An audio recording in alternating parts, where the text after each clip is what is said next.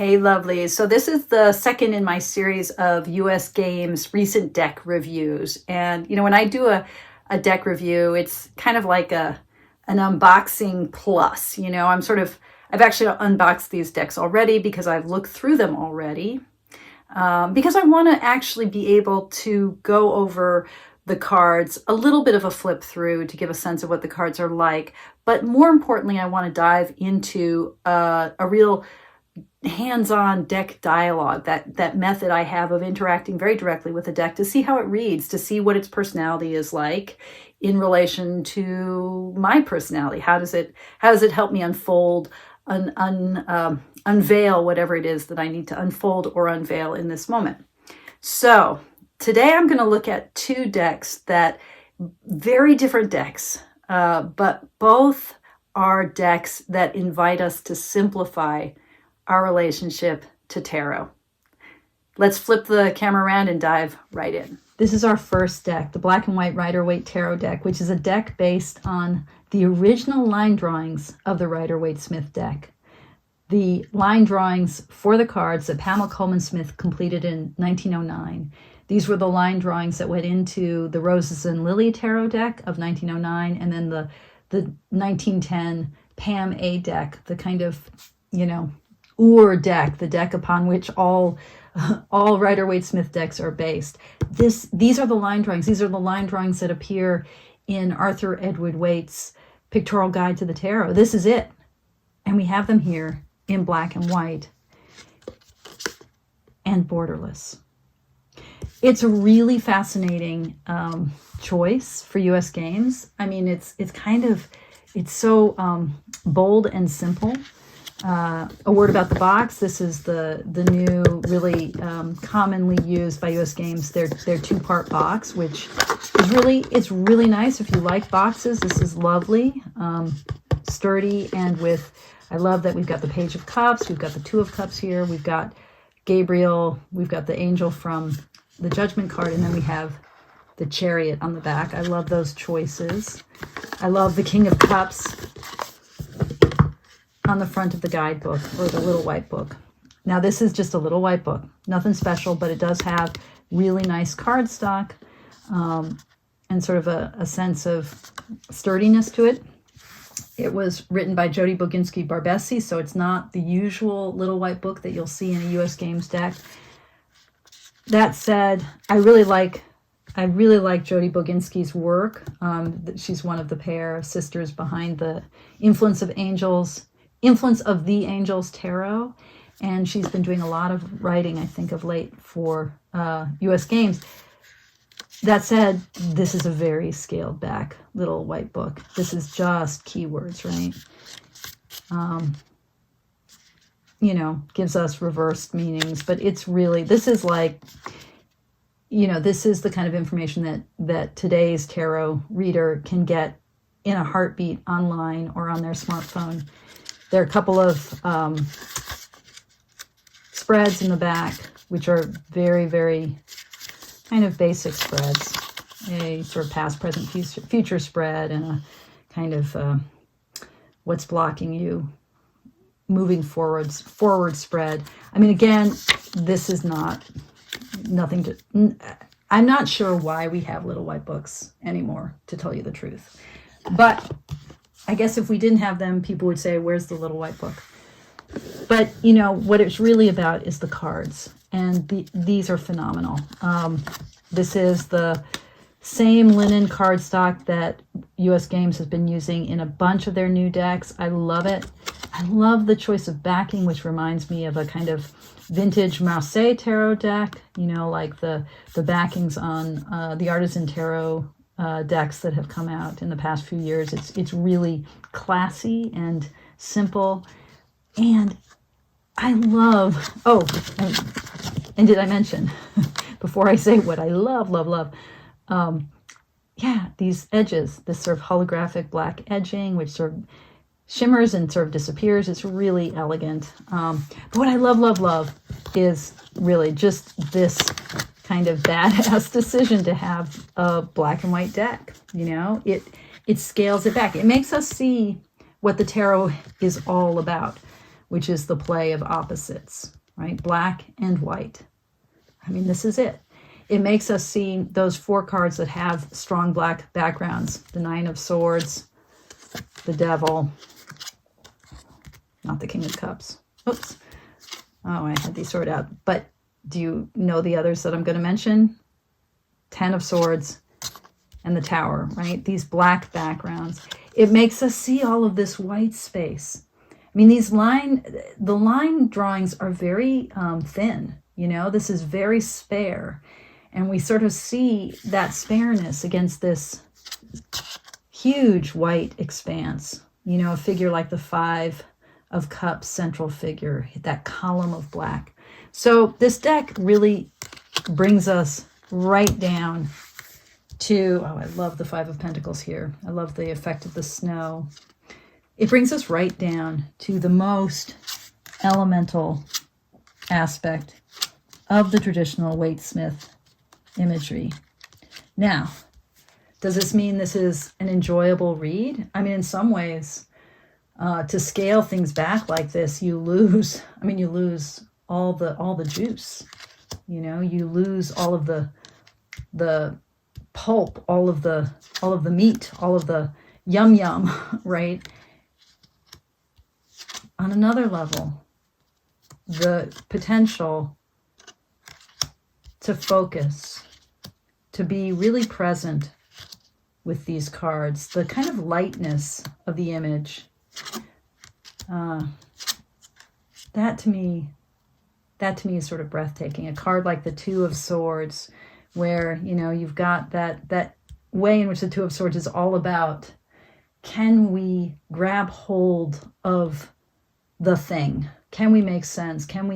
Or are we sort of stuck right now, unable to pinch together meaning? And we just see this expanse of white. I love it.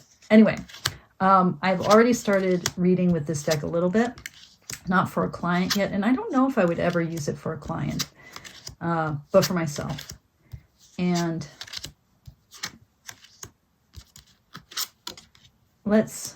and see, you know, these are not redacted images. This is that weird thing about the Knight of Cups in the original Pam drawings. It's missing a line here on the stomach of the horse. Sort of astonishing. Anyway, okay, so let's do a quick reading. All right. Okay, so I've been shuffling this, you know, this new US Games linen. It shuffles really beautifully. I mean, it's, you know, it's for a mass market deck. It's pretty amazing. It's a little stiff, but pretty tasty. Okay, so black and white Rider-Waite Smith Tarot. They call it the Rider-Waite Tarot with artwork by, but we're just gonna, this is the RWS, okay? Are we clear? Yeah, I think we're clear. Okay. What do you have to tell me? What do you want me to know? Ooh, okay. Are you telling me that I need to hold on tightly? That seems unlikely, but are you telling me that I need some more reserve? Or are you saying you're going to meet me in my holding on? You're going to notice that holding on, and that your lightness, your white expanse is about spaciousness in the face of that holding on? Is that what you're saying? Whoops. This was a jumper. Queen of Swords. Okay, I'm assuming this is me, because this is usually me.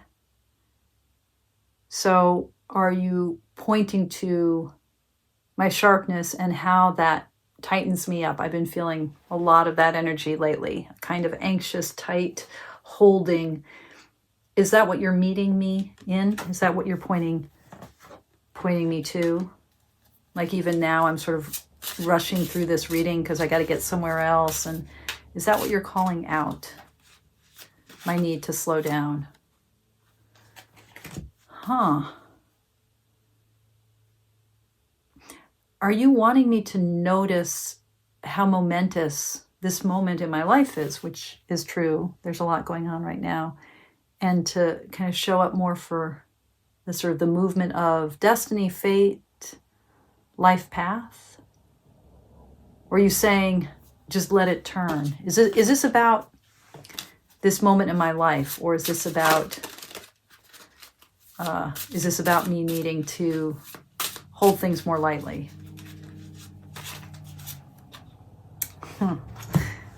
Okay, you're saying yes, hold things more lightly, hold things with you. You're inviting me into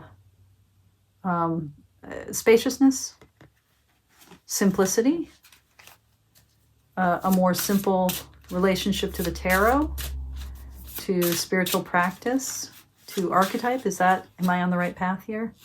Oh, okay. So when I got the Seven of Cups the other day in a reading with my new Ehrenberg Tarot, it was really about like, it's all here. You don't need to worry. It's all here. Are you, this does sound to me like spaciousness. Are you saying it's all here? Don't feel so much tightness, so much kind of grief and needing to cut things and needing to be sharp. Are you saying let it turn and find spaciousness with you? Is that what you're saying? Are you here to show me that it's all here, that I don't need to worry so much, that I can be in the spaciousness more? Is that what you're about? No, you're saying wait. Just wait. Just wait. What am I waiting for?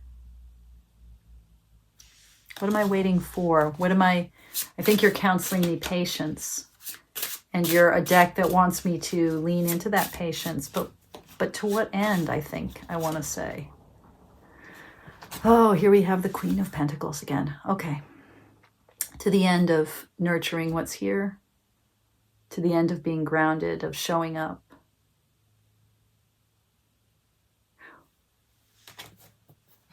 I feel like I'm missing something. What am I missing? What am I missing? Oh. I'm missing a sense of that complete air of air. Total spaciousness. How does that relate to the Queen of Pentacles? Now, I had this strong impulse when I was pulling the King of Swords to pull the bottom of the deck. So I'm going to do that. Oh, yeah. So grief.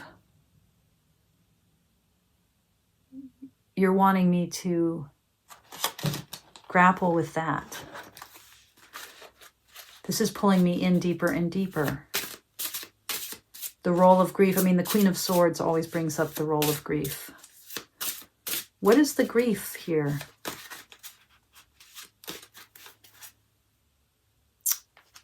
Yeah, change. Okay. Are you saying you're going to be my companion? Is that what that Two of Cups was promising? That with this transformation, which I am actually about to undergo in all sorts of ways in the next couple of weeks. And my April, I'm doing this reading toward the end of March, my April 2024 card is Judgment. There's a sense of calling, of fate, that Wheel of Fortune. So there's a lot of change that is happening. Are you saying then that that you're my companion for this? Is that, whoops. This is what jumped out. Yeah. Okay. Yeah. The two big 3 cards in the Major Arcana, the 3 and the 10 plus 3 of death. Growth. Wow.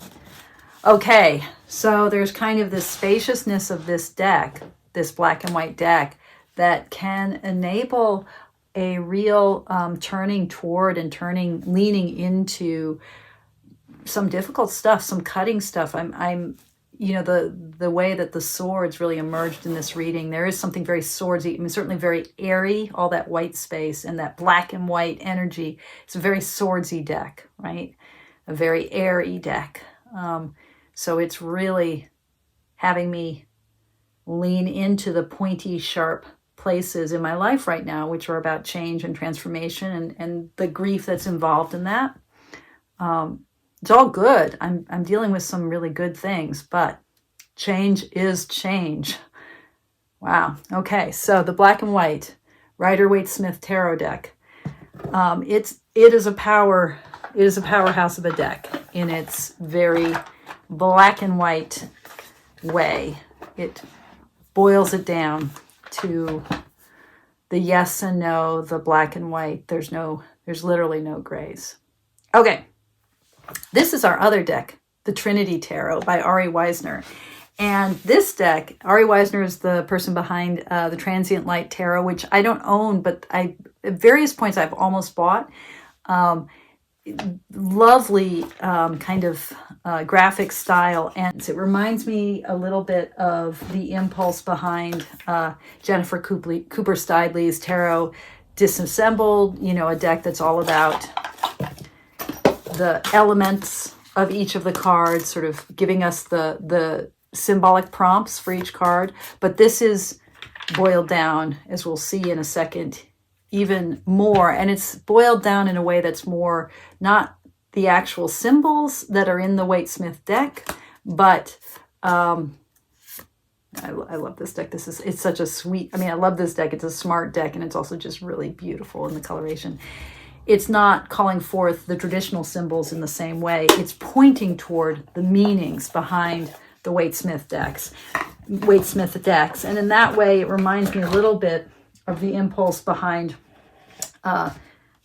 Rachel Jean's Wandering Moon Tarot, which is another black and white deck, but with kind of stardust on it. A deck that also has that kind of holographic edging. But this is a lovely black and white deck, which is very scaled back, right?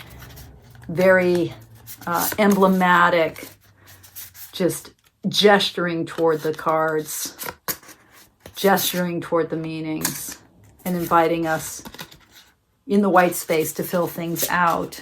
Or a deck like Mary Evans' Spirit Speak, the Apparition Tarot, which is another gorgeous, very scaled back, simplified deck, but this one in color, beautiful gilded edges, right? That this one's more idiosyncratic. Her references to the cards are very well thought out and are invoking a world of meaning, of her meanings, right? Her interpretations. I love that world card. It's so sweet. Her interpretations, but again, very simplified. These are the backs of Mary Evans's deck. Beautiful deck. Beautifully produced. Okay. Now both the Wandering Moon Tarot and the Apparitions Tarot, these are both indie decks. The production quality is gorgeous. Look at the Wandering Moon Tarot's backs, right? It's gorgeous. And, we're going to look at a US Games deck that doesn't have that kind of production quality, but is still quite tasty. Okay, the Trinity Tarot. Let's flip it around. Okay, let's dive into this cutie. Such a cute little square box, sort of a chunky little handful. Again, US Games is doing a really nice job with their two-part boxes. This little cutout here makes it very easy to open this deck. Nice design, nice coloring. The back explains Ari's decisions to create genderless designation for the court. So the apprentice is the page, the champion is the knight, the keeper is the queen, and the crown is the king. Ari's also gotten rid of the gender binaries with the high priestess, hierophant, empress, and emperor. And I like the interpretation here, especially with the high priestess and the hierophant, to think about the high priestess as the revealer, so that relationship to esoteric truth, to hidden truth, and the hierophant as the proclaimer, that reference to the truth expounded once it's been revealed. Now, that's not necessarily how I see the High Priestess and the Hierophant, but it's a strong interpretation. So, Trinity Tarot. When you open up the box, you have a little explanation inside. I love it when boxes have these little, little quasi-hidden messages. And this explains why this is called the Trinity Tarot. Ari writes, as you seek guidance from the universe, never forget that divinity dwells in your hands too. Divinity expands outward and inhabits all of nature, making you a unique expression of itself. Like a hand or a branch of a tree, you're part of the Trinity. May you find grace, courage, and empowerment within. Much warmth, Ari. So that idea that, there isn't this sharp division, this binary dualistic division between the truth that lies without and the truth within, or between the sacred and the profane, or the divine and the human, the sage and the kind of ordinary person. That seems to be, what's at stake with this deck. We don't have a white book. We have a little white fold out where Ari says he calls these card prompts. So it's not so much that we have meanings, we've got prompts here, okay? And the cards themselves are basically prompts, right? One of the things that Ari's work seems to be all about is the idea of, as he says here, that Ari aims to create tangible tools to aid reflection, prompt intuition, and promote authentic, peaceful living. So that idea of, something like the tarot being this tool, this prompt, this external prompt that aids inner discovery, look at this sweet butterfly, inner realization. Okay, so let's dive in and get a sense of what's going on with these cards. I'll just zoom a little bit. So, first of all, these are square cards, and that means that they're not just reversible, they're left and rightable, right? Left and right. And whether we decide to read those different directions, well, that's kind of up to us. Veronica Jude has a really great video about square cards from a number of years ago. I'll try to find it and put the link below. And then I think I made a video about a square deck that I modded a Waite-Smith deck and made it square. But just, what do we want to do with that? Now, as we look at this deck, trying to get a sense of how these cards work as prompts, they're like a little bit like Jennifer Cooper Steidley's Tarot Disassembled, in that they're pulling forward symbols from the Waite-Smith iconography. They're pulling forward familiar symbols, like, in this case, this is gender neutral figure, but their face is turned up like the Fool in the Waite-Smith deck. So there's a lot of echoing. This deck I don't think will prompt anything unless you're familiar with the Rider-Waite-Smith. It's like the Ehrenberg Tarot in that way, which I did a review of a few days ago. These decks that try to simplify, that try to focus our attention, they actually require that we know the traditional imagery first. But if we do, then there's prompting that can happen, right? And then the other thing is, as we look through these cards, which are, calling forward imagery from the Waite-Smith, it's also calling forth imagery from other cards within this deck. So you'll see some repeated images. You'll see, for instance, a red thread that's repeated in a number of different decks, different cards. You'll see the key, like a key to a door, a skeleton key that is repeated in a bunch of cards. And you'll see this kind of wand-like figure in a number of cards. And just the color palette is really consistent. This teal and the red and the gray, black, and the gold. The color palette actually is the one thing that I don't really like about this deck. These aren't my colors. They don't really appeal to me.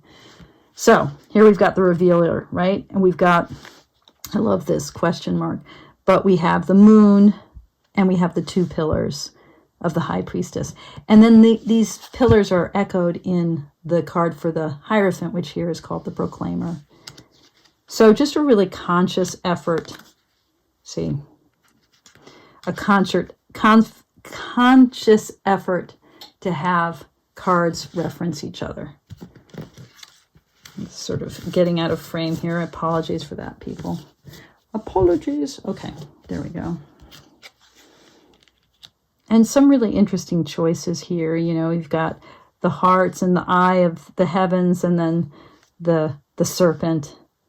And again, you know, I love this kind of wavy line that sort of looks like smoke, looks like question marks.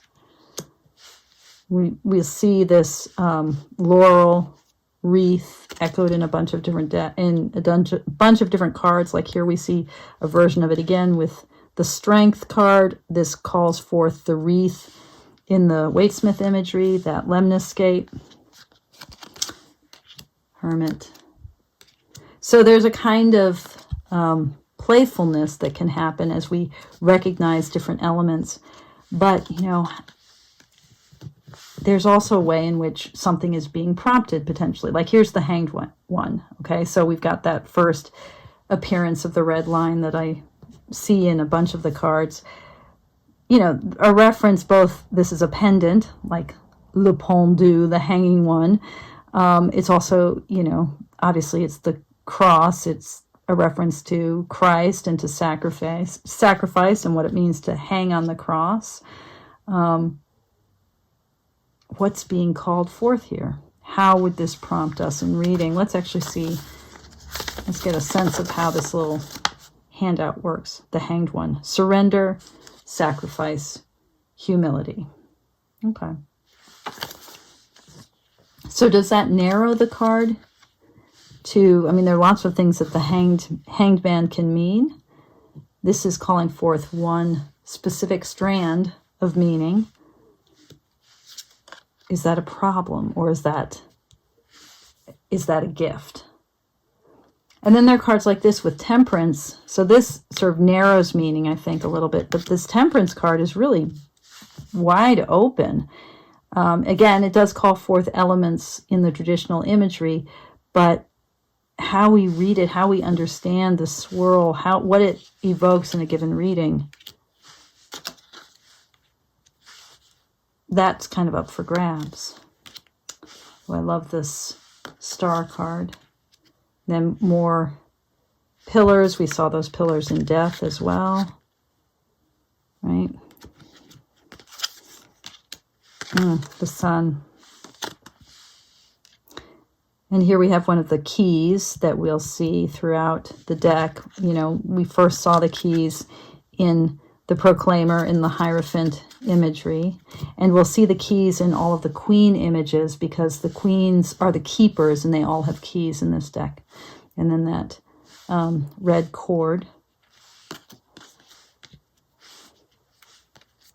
Those wand-like baton things. Now, with the aces, each of the aces, I think, I pulled them out. They each have a different skin tone. So, you know, this deck is really trying to bespeak, right, a strong sense of inclusivity. So that's interesting.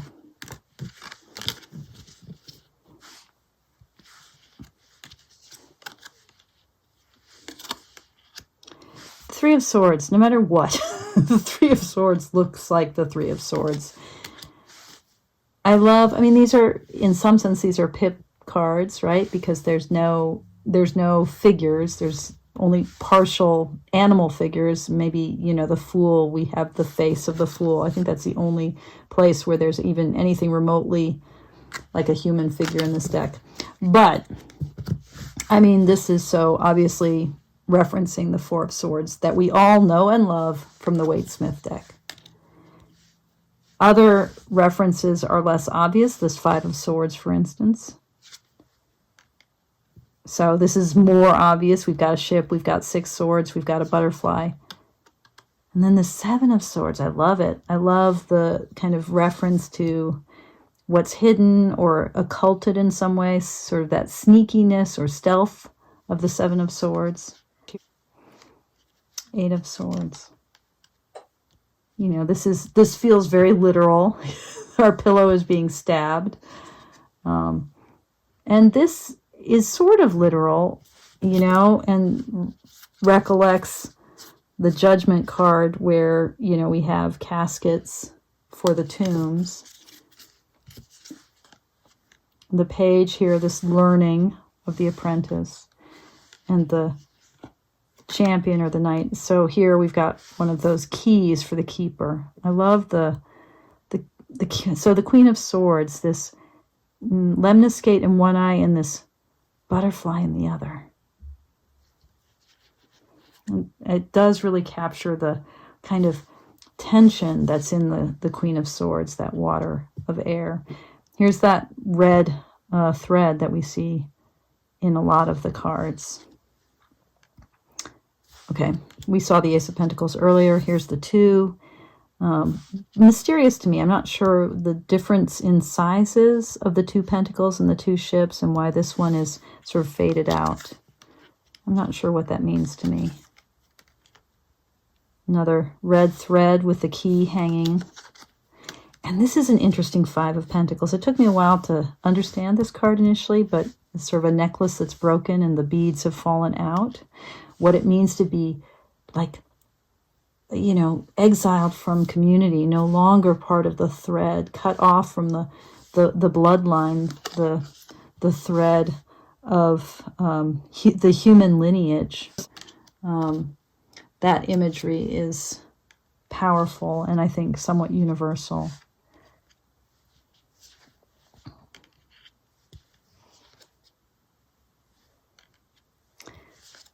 Yeah. Oh, I like that apprentice, that sense of something growing. he looks like he's eating. And then another key. Yeah, this keeper of pentacles, this sense of a tree, right? The cross section of a tree, and that lineage, that bloodline. Ooh, I like that Two of Cups.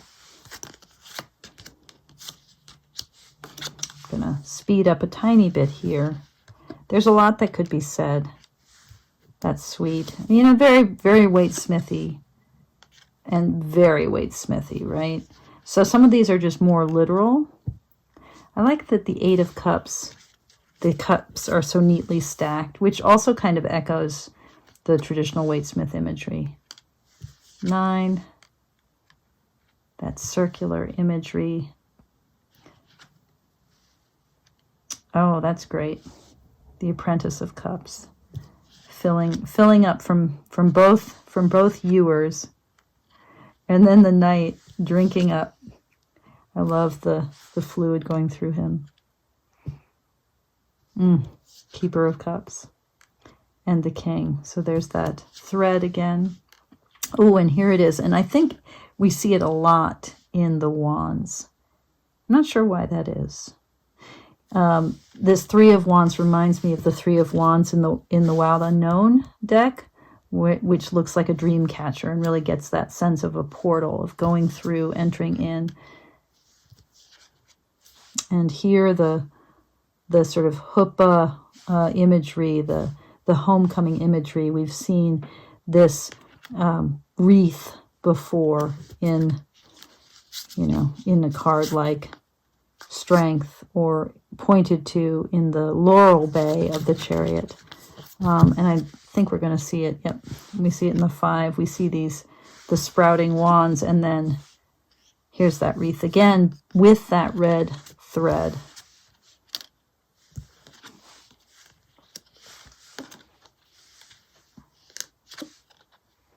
Well, that's interesting. 10 of Wands is a kind of basket. These circles that we see in some of the cards are interesting. The Apprentice. So all of the pages have that sense of learning and studying and kind of nurturing the seed. Okay, here we go. Yeah, All right, let's shuffle and do a little reading. Okay, so first off, shuffling is not completely straightforward with this deck. It's too small to riffle shuffle, so you kind of have to overhand, or you can sort of fan the cards together, which actually is pleasant to do. I mean, I love me a good riffle shuffle, so, you know, when in doubt, that's what I want to do. But not a deal breaker, because the card stock, you know, this US Games standard card stock feels really nice. Okay, but here we are. Trinity Tarot. What do you want to show me? Okay, so here you see this is like sideways, but I'm not going to read reversals or sideways cards today. Nine of Cups. You want to show me how to, you trying to show me how to find a little bit more satisfaction in my life. You know, to feel that things are stacked and have a kind of order to them. Is this about helping me find the right place for things, helping me feel like things are in place, helping me feel like I got my ducks in a row, my cups in a row, right? Is that what you're... I'm not really sure what that would mean, but am I on the right track here? Okay, so Three of Cups, which, you know, when I'm doing a deck dialogue like this, I often think about the Three of Cups as just bringing me joy, offering me companionship, helping me with growth. More cups here, and this is a particularly joyful Three of Cups. So is there a kind of light-hearted, just kind of feeling fulfilled and feeling at home and with good company? Is that your goal here? Nothing too heavy, but just sort of helping me feel, you know, feel well cupped by the universe, well nourished, well companioned. Is that what you're up to? Wow, a lot of cups. But with an eye toward a spiritual goal? Are you helping me kind of get really sort of nourished at the level of soul and spirit so that I can move forward? How are you doing that? How are you going to do that? I mean, there's something about this movement of prompting that's trying to spark intuition, but is that what's at stake here? Are you trying to spark intuition? And we had a jumper. And the jumper was, the Five of Swords. Okay, so we had a jumper. The card itself looks like things are jumping. Let me just see if there's some insight here. Five of Swords, conflict, competition, defeat. Okay.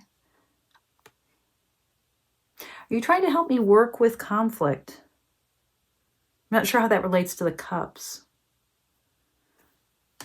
Is this about conflict? Is this about stress? Is this about competitiveness in me, my swordsy, biting nature, and how to soften that through intuition? Am I on the right track here?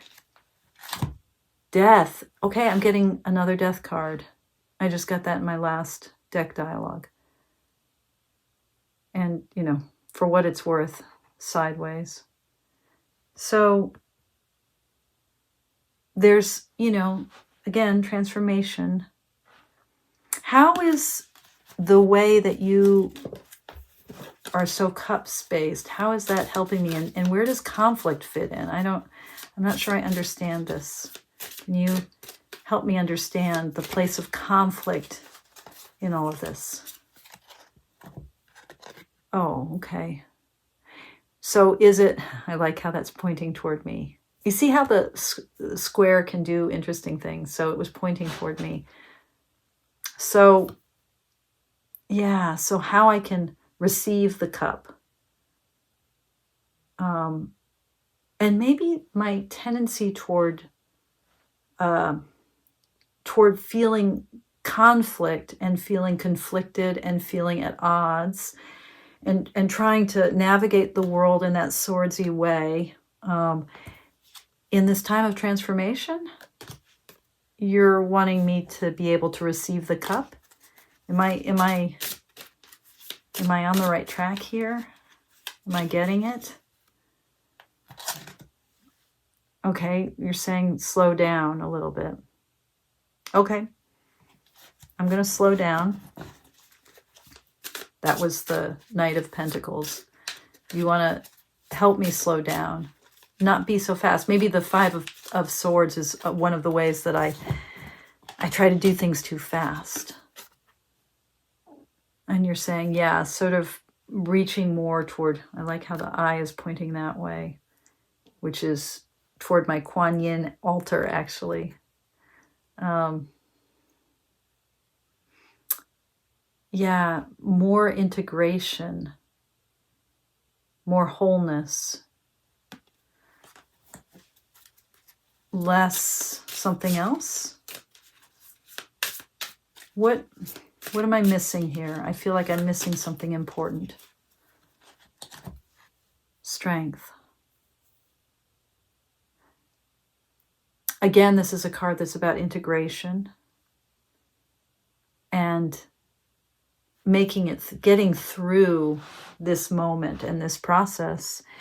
So we had all of that intuition, all of those cups, and now we're getting some heavy-duty major arcana with death and the Lovers and strength. Where am I in all this? What do I need to know about myself? Okay, I'm stuck. I'm stuck in old patterns. Yeah, and you're wanting to help me release those old patterns. Open my eyes. You're wanting to help me open my eyes. You're wanting to help me open my eyes. And I fight that, I think, in some ways. I think that Five of Swords is about fighting that somehow. Am I getting it? I'm having a very long dialogue here. It's very interesting. I'm not sure that I'm getting anywhere. And you're like, well, you might be getting somewhere. It was reversed. Keep at it. Okay, one last card. What's this all about? Help me out. Help me out, Trinity Tarot. I feel like I need one last bit of direction. Oh, and now it's pointing down. The Ace of Pentacles pointing to the earth. Okay. All right. Grounded. Needing to ground myself. This deck is super interesting. It's super interesting. I'm not sure. It is prompting something. It's not completely coming together into coherence yet. Well, no, I wouldn't even say that. I would say it's a little fascinating, actually. I want to work with this deck some more.